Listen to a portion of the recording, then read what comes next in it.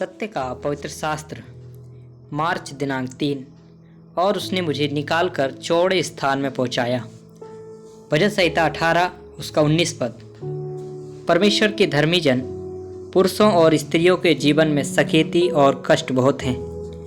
क्रूस का मार्ग एक सकरा मार्ग और सकेत फाटक है।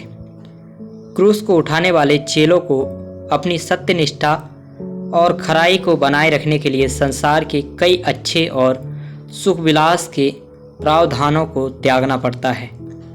ऐसे पुरुषों और महिलाओं को कई विरोधाभासों का सामना करना पड़ता है और कभी कभी सुसमाचार के दुश्मनों के उत्पीड़न के कारण दुख और पीड़ा का सामना करना पड़ता है। भजन के रचयिता दाऊद को राजा साउल की ईर्ष्या और द्वेष के कारण चट्टानों और जंगल में शरण लेने के लिए मजबूर होना पड़ा।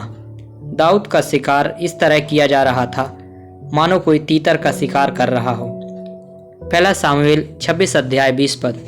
इसलिए अब मेरा लहू यहोवा की आंखों की ओट में भूमि पर ना बहने पाए। इज़राइल का राजा तो एक पिस्सू ढूंढने आया है, जैसा कि कोई पहाड़ों पर तीतर का अहेर करे। इन स्थितियों के द्वारा से भजनकार को भविष्य के राज्य और राजत्व के लिए तैयार किया गया था। सभी कष्ट और दुख महिमा में राज्य करने के लिए हैं। परमेश्वर के चुने हुए और उद्धार पाए संतों और सेवकों के नाई हमें भी इस तरह के उत्पीड़न और सताव का सामना करना पड़ेगा।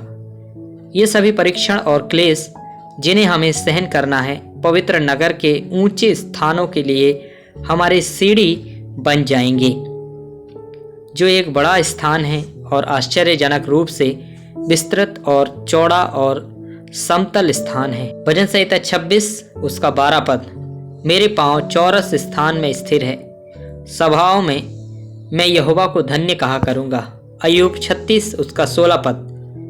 परंतु वह तुझको भी क्लेश के मुंह में से निकाल कर ऐसे चौड़े स्थान में जहां सकेती नहीं है पहुंचा देगा और चिकना चिकना भोजन तेरी मेज पर परोसता है।